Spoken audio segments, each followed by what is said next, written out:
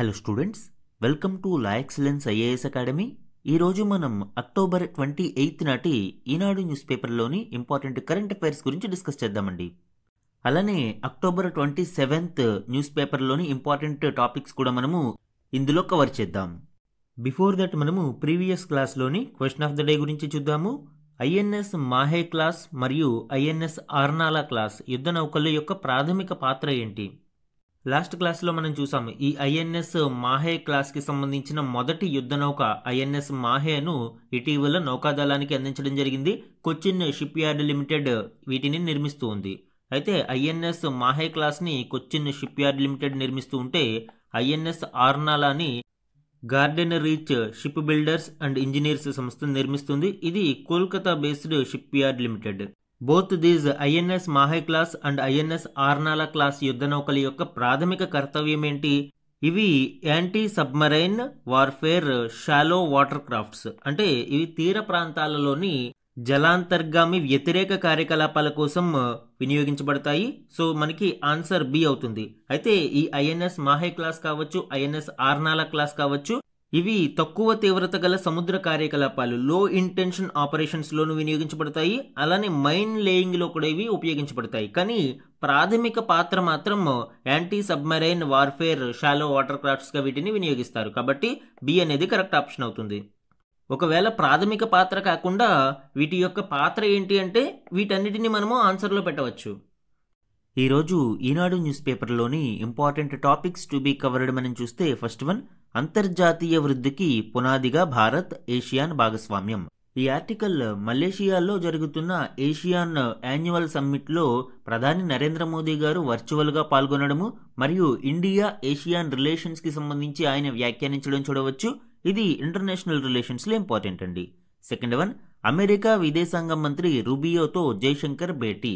ఈ ఆర్టికల్ మనకి India US relations కి సంబంధించి ఇటీవలి కాలంలో జరుగుతున్న కొన్ని కీలక డెవలప్మెంట్స్, ఎస్పెషల్లీ ఎనర్జీ సెక్యూరిటీ ఇంధన భద్రతలోను మరియు ఈ ట్రేడ్ డీల్ కి సంబంధించిన ఇంపార్టెంట్ డీటెయిల్స్ ఈ ఆర్టికల్లో చూడవచ్చు. ఇది మనకి ఇంటర్నేషనల్ రిలేషన్స్ లో ఇంపార్టెంట్. థర్డ్ వన్, సమాచార కమిషన్లలో ఖాళీలు భర్తీ చేయండి. కేంద్ర సమాచార కమిషన్ మరియు వివిధ రాష్ట్రాల యొక్క సమాచార కమిషన్లలో ఖాళీలను వెంటనే భర్తీ చేయమని రాష్ట్రాలకు మరియు కేంద్రానికి సుప్రీంకోర్టు ఆదేశాలు జారీ చేసింది. సో ఇది మనకి పాలిటీలో ఇంపార్టెంట్ అండి. ఫోర్త్ వన్, చైనాతో పోలిస్తే ముందంజలో మనం. ఈ ఆర్టికల్ ఇటీవల ఐఎంఎఫ్ అంతర్జాతీయ ద్రవ్యనిధి విడుదల చేసిన వరల్డ్ ఎకనామిక్ అవుట్లుక్లోని కీలక గణాంకాలను మరియు భారతదేశం యొక్క గ్రోత్ ప్రొజెక్షన్స్ కి సంబంధించిన ఇంపార్టెంట్ డీటెయిల్స్ ఇవ్వడం జరిగింది. ఇది మనకి ఎకానమీలో ఇంపార్టెంట్ అండి. ఫిఫ్త్ వన్, అమేయ శక్తి అపరిమిత పరిధి. ఈ ఆర్టికల్ ఇటీవల రష్యా మోహరించడానికి సిద్ధంగా ఉన్న ఒక న్యూక్లియర్ ప్రొపల్షన్ మిజైల్ గురించి డిస్కస్ చేయడం చూడవచ్చు. న్యూక్లియర్ ప్రొపల్షన్ అంటే అణుశక్తితో నడిచే ఇంధనం ద్వారా ఈ బుర్వేష్నిక్ మిజైల్ అంటారు. ఈ బుర్వేష్నిక్ మిజైల్ కి సంబంధించిన ఇంపార్టెంట్ డీటెయిల్స్ ని ఇక్కడ చూద్దాం. ఇది మనకి సైన్స్ అండ్ టెక్నాలజీలో ఇంపార్టెంట్. అండ్ ఇవే కాకుండా ఈ రోజు ఈనాడు న్యూస్ పేపర్లోని అదర్ ఇంపార్టెంట్ కరెంట్ అఫైర్స్ ని గురించి కూడా డిస్కస్ చేద్దామండి. ఈ రోజు మన ఫస్ట్ ఆర్టికల్ చూడండి. అంతర్జాతీయ వృద్ధికి పునాదిగా భారత్ ఏషియాన్ భాగస్వామ్యం, ప్రధాని మోదీ ఉద్ఘాటన, విద్య, పర్యాటకం తదితర రంగాలలో సహకార పెంపునకు కృషి చేస్తున్నట్లు వెల్లడి. ఈ ఆర్టికల్ మనకి ఇండియా మరియు ఏషియాన్ గ్రూప్ రిలేషన్ కి సంబంధించి అండ్ ఏషియాన్ యాన్యువల్ మీట్ లో ప్రధాని నరేంద్ర మోదీ గారి యొక్క వర్చువల్ అడ్రస్ కి సంబంధించి అండ్ ఏషియాన్ కంట్రీ యొక్క సిగ్నిఫికెన్స్ గురించి మనం ఇక్కడ చూద్దాం.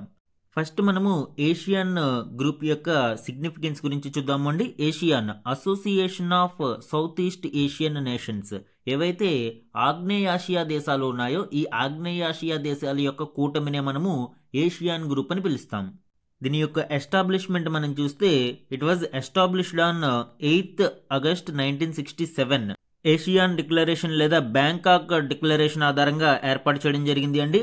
దీని యొక్క ఫౌండింగ్ మెంబర్స్ ని మనం చూస్తే Indonesia, Malaysia, Philippines, Singapore and Thailand, ఈ 5 సభ్య దేశాలు కూడా ఫౌండింగ్ మెంబర్స్ గా చెప్పవచ్చు. దీని యొక్క మోటో ఏంటి అండి? One vision, one identity, one community. ఈ ఆగ్నేయాసియా దేశాలన్నీ కూడా ఒకే ఐడెంటిటీగా ఒక గ్రూప్ గా ప్రపంచంలో ఎదగాలి అని అండ్ ఒకరి అవసరాలను ఒకరు అర్థం చేసుకుంటూ ఒక పవర్ఫుల్ బ్లాక్గా ఎదగాలి అనేది వీరి ఆకాంక్ష. సో దానికి తగినట్లుగానే ఈ మోటో అనేది మనం చూడవచ్చు. అండ్ దీని యొక్క సెక్రటేరియట్ ఇండోనేషియాలోని జకర్తాలో లొకేట్ అయి ఉంటుంది. అండ్ ఈ ఏషియన్ గ్రూప్ ఎందుకు అంత ఇంపార్టెంట్ అనేది చూస్తే దీని యొక్క పాపులేషన్ అరౌండ్ 662 మిలియన్ అండ్ దీని యొక్క జీడిపి వచ్చి 2022 నాటికి అరౌండ్ $3.2 ట్రిలియన్ వరకు ఉంది. భారతదేశానికి ఈ ఏషియన్ బ్లాక్ అనేది చాలా కీలకమండి. ముఖ్యంగా ఇండియా యొక్క యాక్ట్ ఈస్ట్ పాలసీలో ఈ ఏషియన్ బ్లాక్ చాలా చాలా కీలకంగా వ్యవహరిస్తుంది. అండ్ ట్రేడ్ పరంగా మనం చూస్తే సుమారు $43.57 బిలియన్ వాణిజ్యం మనకి 2022-23 ఫైనాన్షియల్ ఇయర్లో చూసాము. అండ్ ఫర్దర్గా ఇంకా ఎన్హాన్స్ అవుతూ వస్తుంది. ఈ నేపథ్యంలోనే అంతర్జాతీయ సుస్థిరత వృద్ధికి భారత్ ఏషియాన్ సమగ్ర వ్యూహాత్మక భాగస్వామ్యం శక్తివంతమైన పునాదిగా అవతరిస్తుంది అని ప్రధాని నరేంద్ర మోదీ ఉద్ఘాటించారు. అదేవిధంగా 2026ను సముద్ర రంగంలో భారత్ ఏషియాన్ సహకార సంవత్సరంగా ఆయన ప్రకటించారు. అనిశ్చిత పరిస్థితులలోనూ ఇరు వర్గాల మధ్య బంధం మరింత పురోగతి సాధించింది అని పేర్కొన్నారు. ఈ ఏషియన్ బ్లాక్ యాన్యువల్ మీట్లో ప్రధాని నరేంద్ర మోదీ గారు వర్చువల్గా పాల్గొనడం జరిగింది. ఆ సందర్భంగా ఈ పై వ్యాఖ్యలు చేయడం చూడవచ్చు. అదేవిధంగా ఢిల్లీ యొక్క యాక్ట్ ఈస్ట్ పాలసీకి ఏషియాను మూలస్తంభమని అన్నారు. ఇండో పసిఫిక్లో ఈ సంఘానికి సముచిత ప్రాధాన్యం ఇస్తున్నట్లు ఆయన పేర్కొన్నారు. ఈ ఏషియన్ బ్లాక్ అనేది వన్ ఆఫ్ ద పవర్ఫుల్ బ్లాక్గా చెప్పవచ్చు అండి. ఏషియన్ టైగర్స్ అని కూడా వీటిని పిలుస్తారు. మనకి ప్రస్తుతం 11 సభ్య దేశాలు ఉన్నాయి. మనకి మొన్నటి వరకు 10 ఉన్నాయి. లేటెస్ట్ ఎంట్రీ ఒకటి జరిగింది, దాని గురించి కూడా ఇప్పుడు చూద్దాం. ఈ 10 మెంబర్స్ ఏంటి అండి? Brunei, Cambodia, Indonesia, Laos, Malaysia, Myanmar, Philippines, Singapore and Thailand. వీటితో పాటు వియత్నాం కూడా ఇక్కడ మనం చూడవచ్చు. అండ్ లేటెస్ట్ ఎంట్రీ 11వ సభ్య దేశంగా ఇటీవల ఒక దేశం జాయిన్ అయింది, దాని గురించి ఇప్పుడు చూద్దాం. ఈ ఏషియన్ బ్లాక్లో 11వ సభ్య దేశంగా తైమూర్ అవతరించింది. తూర్పు తైమూర్ లేదా దీనినే తైమూర్ లెస్ట్ గాను పిలుస్తారు. 1990ల తర్వాత ఏషియన్ యొక్క తొలి విస్తరణ ఇదే అని చెప్పవచ్చు. ఇండియా ఏషియన్ రిలేషన్ గురించి ప్రధాని మోదీ గారు ప్రస్తావిస్తూ ప్రతి సంక్షోభంలోనూ ఏషియన్ మిత్ర దేశాలకు అండగా భారత్ స్థిరంగా నిలబడింది అని వ్యాఖ్యానించారు. విద్య, పర్యాటకం, శాస్త్ర సాంకేతికత, ఆరోగ్యం, హరిత ఇంధనం, సైబర్ భద్రత సహా పలు రంగాలలో పరస్పర సహకారాన్ని మరింత పెంచుకునేందుకు ఇరు వర్గాలు కృషి చేస్తున్నట్లు తెలిపారు. అలానే 21వ శతాబ్దం భారత్ ఏషియానిదేనని మోదీ అన్నారు. యావత్ మానవాళికి మెరుగైన భవిష్యత్తును అందించేందుకు ఏషియన్ కమ్యూనిటీ విజన్ 2045, వికసిత భారత్ 2047 లక్ష్యం దోహదపడతాయని తాను విశ్వసిస్తున్నట్లు ఆయన పేర్కొన్నారు. అదేవిధంగా దాదాపు 15 ఏళ్ల క్రితం అమలులోకి వచ్చిన భారత్ ఏషియాన్ సరుకు వాణిజ్య ఒప్పందాన్ని త్వరగా సమీక్షించుకోవాల్సిన ఆవశ్యకత ఉందని ఆయన పేర్కొన్నారు. దీని మీద మలేషియా ప్రధాని స్పందిస్తూ ఈ ఏడాది చివరికల్లా ఆ ప్రక్రియ పూర్తి అవ్వచ్చని ఆయన తెలపడం చూడవచ్చు. ఈ ఏషియన్ సదస్సు కోసం మలేషియాకు వచ్చిన డొనాల్డ్ ట్రంప్ మరొకసారి భారతదేశం గురించి వ్యాఖ్యలు చేయడం చూడవచ్చు. రష్యా నుంచి చమురు కొనుగోళ్లను భారత్ పూర్తిగా తగ్గించుకుంటుంది అని ఆయన పేర్కొన్నారు. బట్ భారతదేశం చాలాసార్లు దీనిని ఖండిస్తూ వచ్చింది. అయినా కానీ ట్రంప్ దీని గురించి పదే పదే వ్యాఖ్యానిస్తూ ఉండడం ఇక్కడ గమనార్హం. మన నెక్స్ట్ ఆర్టికల్ చూడండి. అమెరికా విదేశాంగ మంత్రి రూబియోతో జయశంకర్ భేటీ, ప్రతిపాదిత వాణిజ్య ఒప్పందంపై చర్చలు. ఈ ఆర్టికల్ మనకి ఇండియా యుఎస్ రిలేషన్స్కి సంబంధించి అండ్ మలేషియాలో జరుగుతున్న ఏషియాన్ యాన్యువల్ సమ్మిట్లో భారత్ మరియు అమెరికా విదేశాంగ మంత్రుల యొక్క భేటీ మరియు వారి మధ్య జరిగిన ద్వైపాక్షిక చర్చలకి సంబంధించిన డీటెయిల్స్ ఇక్కడ చూద్దాం. అమెరికా విదేశాంగ మంత్రి మార్కో రుబియోతో భారత విదేశీ వ్యవహారాల మంత్రి ఎస్ జయశంకర్ మలేషియా రాజధాని కౌలాలంపూర్లో సోమవారం భేటీ అయ్యారు. పలు ద్వైపాక్షిక, ప్రాంతీయ, అంతర్జాతీయ అంశాలపై వారిద్దరూ చర్చించారు. ఇటీవలి కాలంలో ట్రంప్ యొక్క టారిఫ్స్ కారణంగా ఇరు దేశాల మధ్య సంబంధాలు కొంత దెబ్బతినడం మనం చూసాము. ఇప్పుడు ఈ జయశంకర్ మరియు రూబియోల భేటీ ప్రాధాన్యత సంతరించుకుంది. ముఖ్యంగా ఢిల్లీ, వాషింగ్టన్ మధ్య ప్రతిపాదిత వాణిజ్య ఒప్పందం అంటే ట్రేడ్ డీల్ మీద వీరిద్దరూ చర్చించుకున్నట్లు సమాచారం. భారతదేశం మీద సుంకాలను తగ్గిస్తూ ఇరు దేశాలు ఒక వాణిజ్య ఒప్పందానికి కుదుర్చుకోవడానికి ప్రయత్నిస్తున్నాయి. ఈ దిశగా ఆల్రెడీ ఇరు దేశాల ప్రతినిధుల మధ్య సుమారు 5 రౌండ్లు టాక్స్ పూర్తయ్యాయి. అండ్ త్వరలోనే ఈ వాణిజ్య ఒప్పందం యొక్క తొలి దశ అమలులోకి వస్తుందని భావిస్తున్నారు. అయితే మరోవైపు రష్యాతో ఇంధన బంధాన్ని కొనసాగిస్తున్నందుకు భారత్పై అదనంగా ట్రంప్ విధించిన 25% టారిఫ్ను తొలగిస్తామన్న హామీని జయశంకర్తో తాజా సమావేశంలో రుబియో ఇచ్చిన సంకేతాలు ఏవి కనిపించడం లేదు. అంటే అడిషనల్ 25% టారిఫ్ మీద ప్రస్తుతానికి ఏ విధమైన చర్చ జరగలేదు. అలానే భారత విదేశీ వ్యవహారాల మంత్రి జయశంకర్ గారు ఆస్ట్రేలియా, న్యూజిలాండ్, మలేషియా ప్రధానులతోనూ భేటీ అవ్వడం చూడవచ్చు. ఆగ్నేయాసియా దేశాల సంఘం ఏషియాన్ వార్షిక శిఖరాగ్ర సదస్సులో పాల్గొనేందుకు కౌలాలంపూర్ వెళ్లిన జయశంకర్ అక్కడ మలేషియా ప్రధానమంత్రి అన్వర్ ఇబ్రహీం, ఆ దేశ విదేశాంగ మంత్రి మహమ్మద్ హజీ హసన్, ఆస్ట్రేలియా ప్రధానమంత్రి యాంతోనో అల్బనీస్, న్యూజిలాండ్ ప్రధాని క్రిస్టోఫర్ లక్సన్, సింగపూర్ విదేశాంగ మంత్రి వివియన్ బాలకృష్ణన్, జపాన్ విదేశాంగ మంత్రి మొతేగి తొషిమిత్సు, థాయిలాండ్ విదేశాంగ మంత్రి సిహాసక్లతో విడివిడిగా భేటీ అయ్యారు. పలు ద్వైపాక్షిక ప్రాంతీయ అంశాలపై వారి సమాలోచనలు జరిపారు. ఈ ఏషియాన్ సమ్మిట్కి కౌలాలంపూర్ వెళ్లిన భారత విదేశీ వ్యవహారాల మంత్రి జయశంకర్ గారు అనేక మంది ప్రధానులు మరియు విదేశాంగ మంత్రులతో భేటీ అయ్యి ద్వైపాక్షిక చర్చలు జరపడం చూడవచ్చు. అలానే ఈ సమావేశంలో అతి ముఖ్యంగా భారతదేశం ఇంధన వాణిజ్యం మీద ఆందోళనను వ్యక్తం చేయడం చూడవచ్చు అండి. రష్యా నుంచి భారత చమురు కొనుగోళ్లను అమెరికా తీవ్రంగా వ్యతిరేకిస్తున్న వేళ కౌలాలంపూర్ వేదికగా జరిగిన ఈ ఏషియాన్ సదస్సులో జయశంకర్ కీలక వ్యాఖ్యలు చేశారు. ఇంధన వాణిజ్యం నానాటికి కుంచుకుపోతుంది అంటూ ఆందోళన వ్యక్తం చేశారు. ఇతరులకు హితబోధ చేస్తున్న వారు స్వయంగా మాత్రం దానిని పాటించడం లేదు అని పేర్కొన్నారు. ఎంపిక చేస్తున్న కొన్ని అంశాలపై ఆయా సూత్రాలను వర్తింపజేసుకుంటున్నారు అని అసంతృప్తి వ్యక్తం చేశారు. అంటే ఇక్కడ ఇండైరెక్ట్గా అమెరికాని విదేశాంగ వ్యవహారాల మంత్రి జయశంకర్ గారు టార్గెట్ చేయడం చూడవచ్చు. అండ్ అమెరికా యొక్క డబుల్ స్టాండర్డ్స్ కావచ్చు, అండ్ ఈ ఇంధన వాణిజ్యం మీద భారతదేశాన్ని టార్గెట్ చేసిన విధానంకి ఏషియాన్ యాన్యువల్ సమ్మిట్ వేదికగా భారతదేశం ఆందోళన వ్యక్తం చేసినట్లు అయింది. మన నెక్స్ట్ ఆర్టికల్ చూడండి. సమాచార కమిషన్లలో ఖాళీలు భర్తీ చేయండి, రాష్ట్రాలకు సుప్రీంకోర్టు ఆదేశం. సో ఈ ఆర్టికల్ మనము vacancies in central and state information కమిషన్స్కి సంబంధించి, అలానే సుప్రీంకోర్టు యొక్క ఆర్డర్స్ గురించి ఇక్కడ చూద్దాము. అండ్ దీనితో పాటు ఈ సెంట్రల్ ఇన్ఫర్మేషన్ కమిషనర్ మరియు అదర్ కమిషనర్స్ యొక్క appointment process, tenure and service conditions గురించి కూడా చర్చిద్దాం. యాక్చువల్గా ఇటీవల న్యాయవాది ప్రశాంత్ భూషణ్ గారు ఒక పిటిషన్ని సుప్రీంకోర్టులో దాఖలు చేశారు. దాని ప్రకారం ఈ సెంట్రల్ మరియు స్టేట్ ఇన్ఫర్మేషన్ కమిషన్స్లో వేకెన్సీస్ ఎక్కువగా ఉన్నాయి అని, అలానే ఈ వేకెన్సీస్ని భర్తీ చేయడానికి సెర్చ్ కమిటీ ఎంపిక చేసిన నేమ్స్ని బహిరంగపరచాలి అని, తద్వారా సరి అయిన వ్యక్తులు వీటికి ఎంపిక అవుతున్నారో లేదో తెలుసుకోవడానికి ప్రజలకు అవకాశం ఉంటుంది అని సుప్రీంకోర్టులో పిటిషన్ని వేశారు. అయితే ఆ పిటిషన్ని విచారించిన సుప్రీంకోర్టు కేంద్ర సమాచార కమిషన్లో ముఖ్య సమాచార కమిషనర్, ఇతర సమాచార కమిషనర్ల నియామకానికై పరిశీలించిన అభ్యర్థుల జాబితాను బహిర్గతం చేసేలాగా కేంద్రానికి ఆదేశాలు జారీ చేసేందుకు నిరాకరించింది. బట్ జార్ఖండ్, హిమాచల్ ప్రదేశ్ సహా రాష్ట్ర ప్రభుత్వాలు తమ రాష్ట్రాల సమాచార కమిషన్లలో ఖాళీగా ఉన్న పోస్టుల్ని మాత్రం వెంటనే భర్తీ చేయాలి అని ఆదేశాలు జారీ చేసింది. ప్రశాంత్ భూషణ్ గారు తన పిటిషన్లో ప్రస్తుతం కేంద్ర సమాచార కమిషన్కు అధినేత లేరు అని, అంటే చీఫ్ ఇన్ఫర్మేషన్ కమిషనర్ని ఇంకా నియమించలేదు అని, కేంద్ర కమిషన్లో మొత్తం 10 కమిషనర్ పోస్టులు ఉండగా అందులో 8 ఖాళీగా ఉన్నాయని తెలిపారు.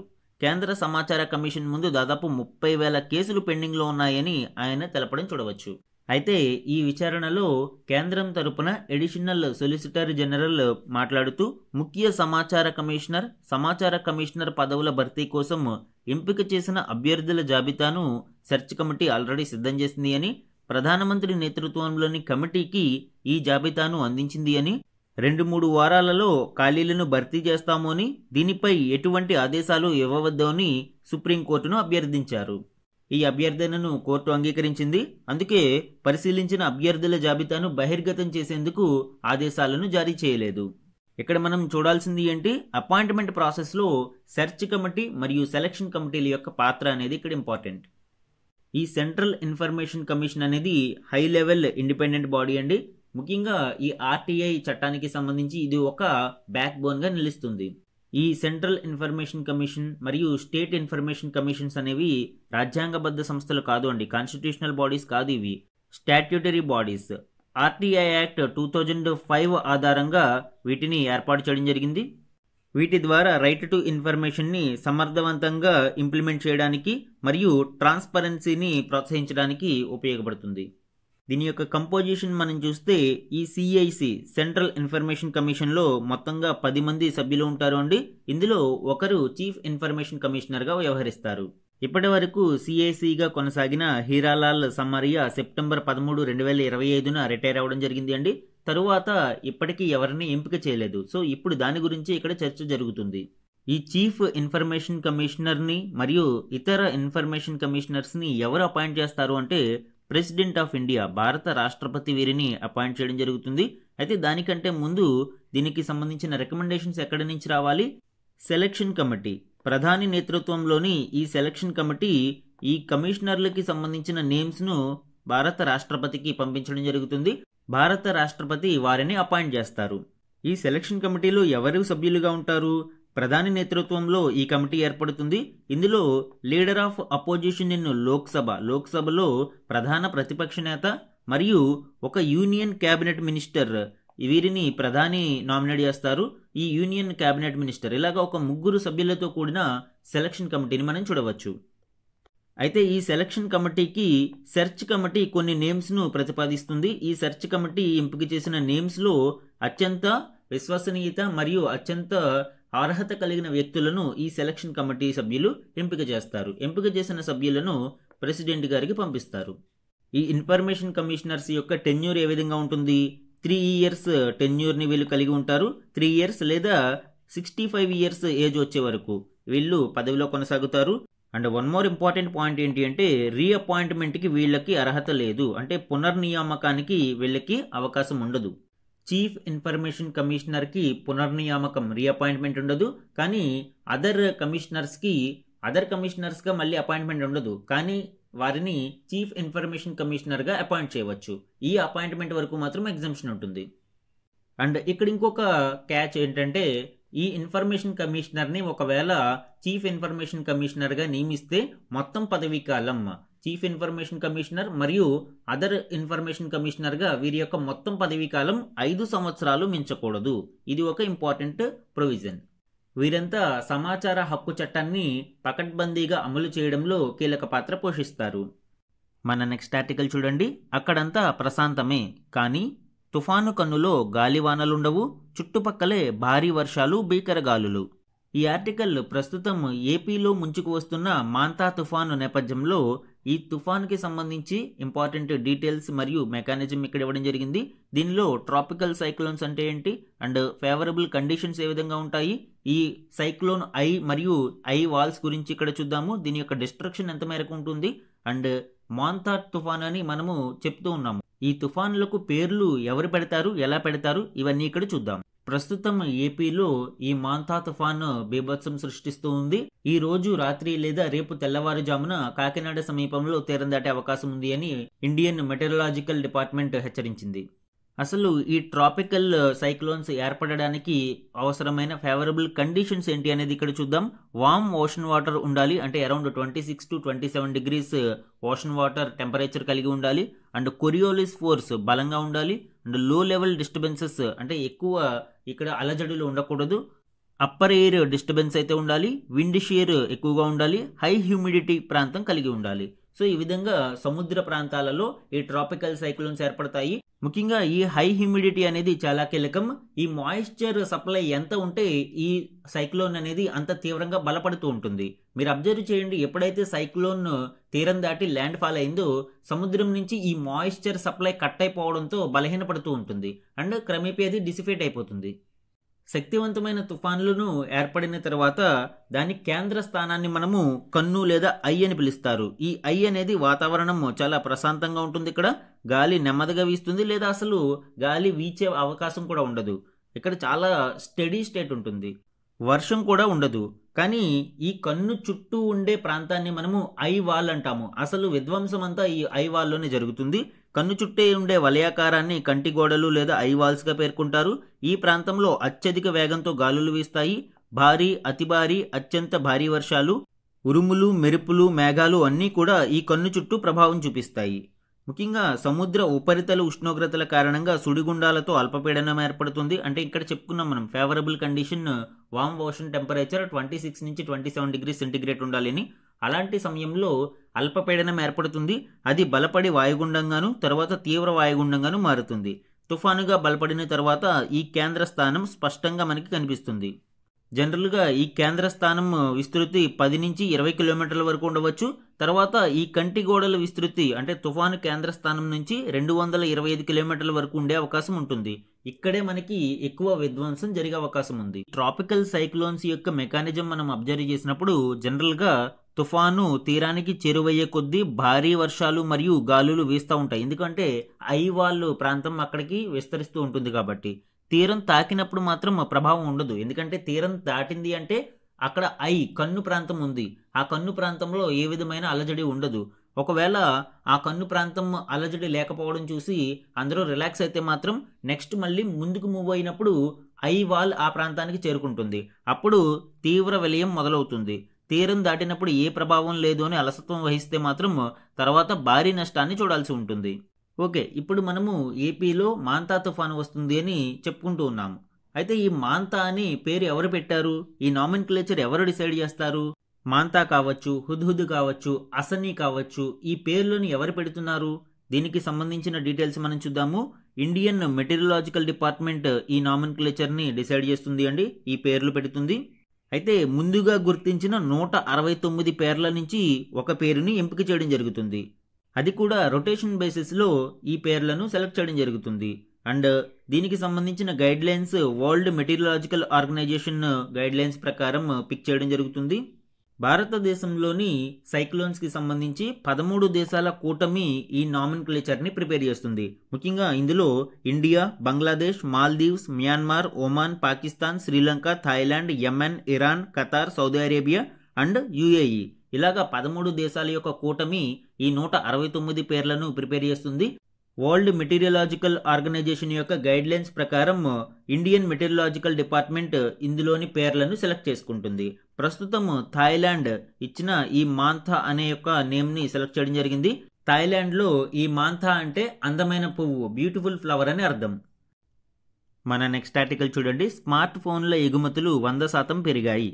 ఈ ఆర్టికల్ మనకి సెప్టెంబర్ నెలలో గత ఏడాదితో పోలిస్తే ఈ ఏడాది స్మార్ట్ ఫోన్ల యొక్క ఎగుమతులు అండ్ ఓవరాల్గా first half of financial year 2025-26 యొక్క గణాంకాలను ఇక్కడ చూద్దాం.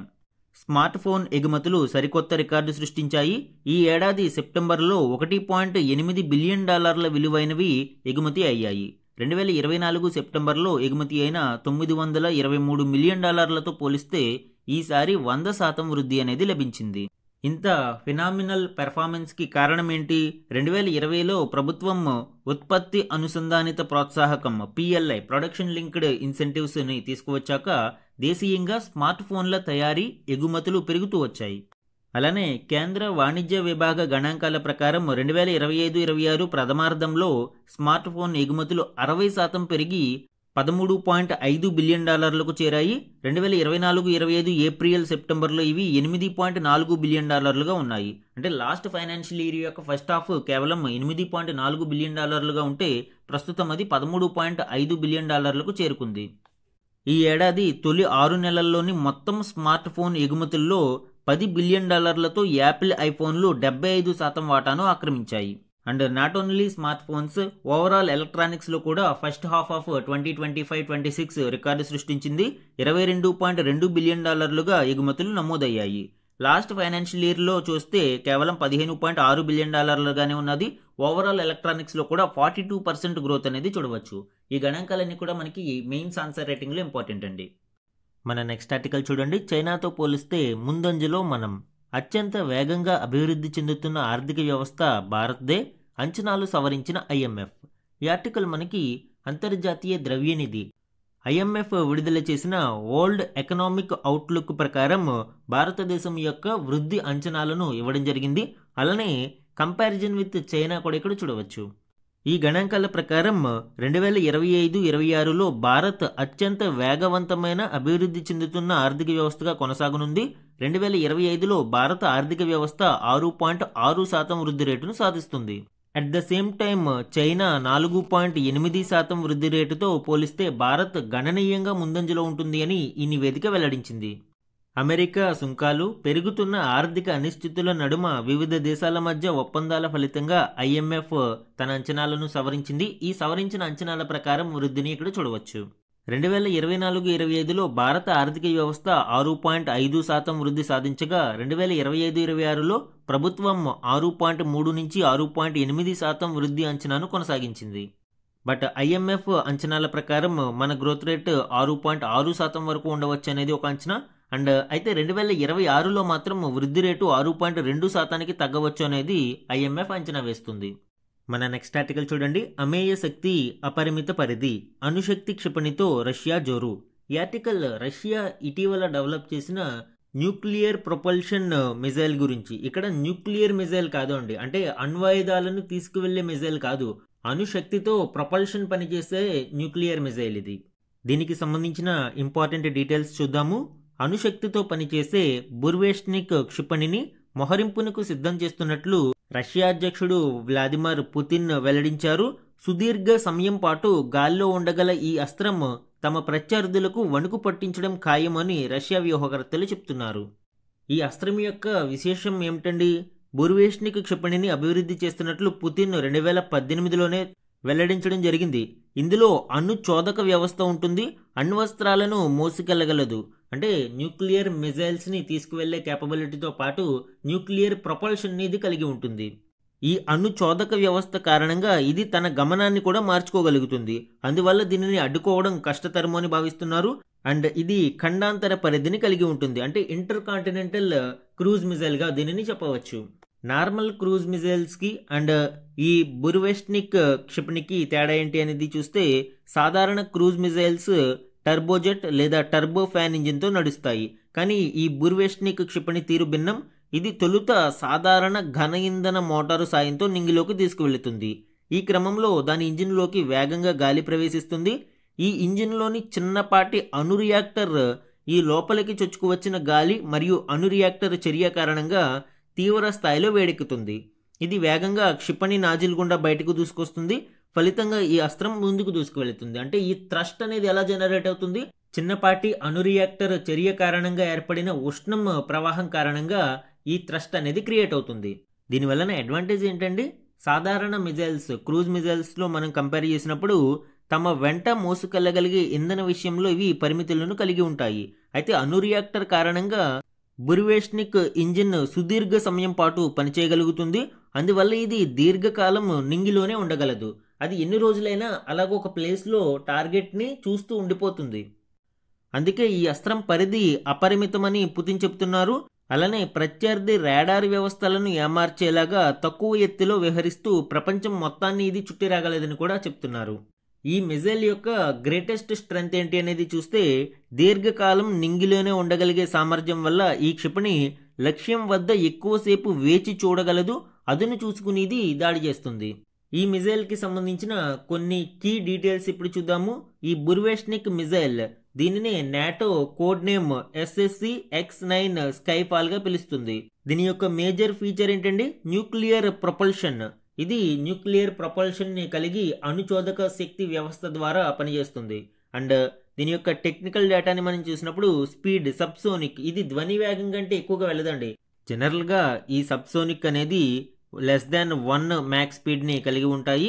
సూపర్ సోనిక్ అంటే 1 to 5 మ్యాక్స్ స్పీడ్ కలిగి ఉండేవి. హైపర్ సోనిక్ అంటే మోర్ దాన్ 5 మ్యాక్స్ స్పీడ్తో వెళ్ళేవి.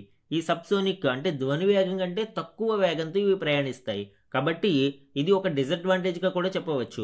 అలానే propulsion nuclear powered engine range వచ్చి చూడండి 22,000 కిలోమీటర్ వరకు, వెరీ హ్యూజ్ రేంజ్ని ఇది కవర్ చేస్తుంది. దీనితో పాటు ఆల్టిట్యూడ్, లో ఆల్టిట్యూడ్ స్టెల్త్ ఫ్లైట్, ఇది ఒక అడ్వాంటేజ్. ఎందుకంటే లో ఆల్టిట్యూడ్స్తో వెళ్తే ఇవి శత్రువుల యొక్క రాడార్కు చిక్కకుండా ఉంటాయి. వార్ హెడ్ మనం చూస్తే న్యూక్లియర్ క్యాపబుల్ వార్ హెడ్స్ని ఇవి కలిగి ఉంటాయి. ఈ న్యూక్లియర్ ప్రొపల్షన్ కారణంగా చాలాసేపు గాలిలో అలా స్థిరంగా ఉండి లక్ష్యాలని ఏకకాలంలో దాడి చేయడానికి వీటికి ఆస్కారం ఉంటుంది. అయితే ఇవన్నీ అడ్వాంటేజెస్. కానీ డిసడ్వాంటేజెస్ చూస్తే భారీ పరిమాణం ఈ క్షిపణిని దొరికిపోవడానికి ఆస్కారం ఉంటుంది. సుమారు 12 మీటర్లకు పైగా ఇది పొడవును కలిగి ఉంది. సబ్సోనిక్, ధ్వనిని మించని వేగం కూడా దీనికి డిసడ్వాంటేజెస్. దీనితో పాటు రేడియో ధార్మిక ఎగ్జాస్ట్ వలన శత్రు రాడార్లకు దొరికే ఛాన్స్ ఉంది. ఈ అణు శక్తిని మనము ఇంధనంగా వాడుతున్నాం కాబట్టి దీని వలన జనరేట్ అయ్యే రేడియో యాక్టివ్ ఎగ్జాస్ట్ కారణంగా రాడార్లలో ఇది చిక్కే ప్రమాదం ఉంది. అయితే ఇది ఒక రెవల్యూషనరీ చేంజ్గా అయితే చెప్పవచ్చండి. ప్రస్తుతానికి ఇంత మోర్ రేంజ్ని కవర్ చేస్తూ గాలిలో సుదీర్ఘకాలం పాటు ఉంటూ లక్ష్యాలను దాడి చేయగలిగే సామర్థ్యం దీనికి సొంతం. భవిష్యత్తులో ఇది మరింత అప్గ్రేడేషన్ అయ్యి ఒక స్టెల్త్ వెపన్గా తయారవుతుంది. మన నెక్స్ట్ ఆర్టికల్ చూడండి. జయంత్ నార్లీకర్కు విజ్ఞాన్ రత్న, మరణానంతరం ప్రకటించిన కేంద్రం. దివ్యేందు దాస్కు శాంతి స్వరూప్ భట్నాగర్ అవార్డు. దేశ అత్యున్నత వైజ్ఞానిక పురస్కారమైన విజ్ఞాన్ రత్న అవార్డుకు సుప్రసిద్ధ ఖగోళ భౌతిక శాస్త్రవేత్త జయంత్ నార్లీకర్ శనివారం ఎంపికయ్యారు. ఆయనకు మరణానంతరం ఈ అవార్డు లభించింది. వరల్డ్ ఫేమస్ బిగ్ బ్యాంగ్ థియరీని ఈయన ఖండించడం విశేషం. అండ్ బిగ్ బ్యాంగ్ సిద్ధాంతాన్ని నార్లీకర్ తోసిపుచ్చారు. విశ్వం యావత్తు ఒకే గడియలో పెను విస్ఫోటంతో ఆవిర్భవించినట్లు బిగ్ బ్యాంగ్ సిద్ధాంతం చెబుతూ ఉండగా విశ్వం ఆద్యంతాలు లేనివని నార్లీకర్ ప్రతిపాదించారు. అనంతమైన ఈ విశ్వంలో పదార్థం నిరంతరం ఏర్పడుతూనే ఉంటుంది అని ఆయన వాదన. బ్రిటిష్ ఖగోళ శాస్త్రవేత్త ఫ్రెడ్ హోయల్ ఇదే సిద్ధాంతాన్ని ప్రతిపాదించారు. సో ఈయన యొక్క థియరీ అనేది బిగ్ బ్యాంగ్కి ఎగనెస్ట్గా ఉంటుంది. బిగ్ బ్యాంగ్ ఏం చెప్తుంది అండి, ఎట్ ఏ టైం ఒక పెను విస్ఫోటనం ద్వారా ఈ విశ్వం అంతా ఏర్పడింది అనేది బిగ్ బ్యాంగ్ వాదన. కానీ ఈ సిద్ధాంతాన్ని వ్యతిరేకిస్తూ ఈ విశ్వం అనేది ఆది అంతాలు లేనివని, పదార్థం నిరంతరం ఏర్పడుతూనే ఉంటుంది అని నార్లీకర్ వాదించడం మనం చూడవచ్చు. అలానే ఈ విజ్ఞాన్ రత్నతో పాటు విజ్ఞాన్ శ్రీకి కూడా 8 మంది ఎంపికయ్యారు.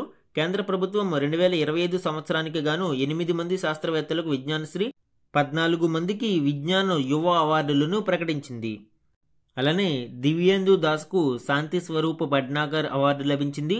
రాష్ట్రీయ విజ్ఞాన్ పురస్కార్ 2025 క్రింద ప్రతిష్టాత్మక శాంతి స్వరూప్ భట్నాగర్ పురస్కారానికి కోల్కతాలోని Indian Institute of Science Education and Research రసాయన శాస్త్రాల విభాగ అసోసియేట్ ప్రొఫెసర్ దివ్యేందు దాస్ ఎంపికయ్యారు. జీవం తరహా పదార్థాలను కృత్రిమంగా ఎలా తయారు చేయవచ్చనే మౌలిక ప్రశ్నలకు ఆయన పరిశోధనల్లో సమాధానం లభిస్తుంది. ఈ శాంతి స్వరూప్ భట్నాగర్ అవార్డు కూడా సైన్స్లో చాలా హైయెస్ట్ ప్రెస్టీజియస్ అవార్డుగా చెప్పవచ్చు. దివ్యేందు దాస్ దానికి ఎంపికయ్యారు. ఈరోజు మన క్వశ్చన్ ఆఫ్ ద డే గురించి చూడండి. వరల్డ్ ఎకనామిక్ అవుట్లుక్ను ఏ సంస్థ విడుదల చేస్తుంది? ఈరోజు మనము ఈ వరల్డ్ ఎకనామిక్ అవుట్లుక్లోని కీలక గణాంకాలను డిస్కస్ చేయడం జరిగింది. ఆ కంటెక్స్ట్లో ఇక్కడ ఈ క్వశ్చన్ ఫ్రేమ్ చేశాను. 4 ఆప్షన్స్ని ఇవ్వడం జరిగింది అండి. ఇందులో కరెక్ట్ ఆప్షన్ని ఐడెంటిఫై చేసి ఆన్సర్ని కమెంట్ సెక్షన్లో కమెంట్ చేయండి. ఇది ఈరోజు ఈనాడు న్యూస్ పేపర్లోని ఇంపార్టెంట్ కరెంట్ అఫైర్స్ మీద daily analysis. Thank you for watching.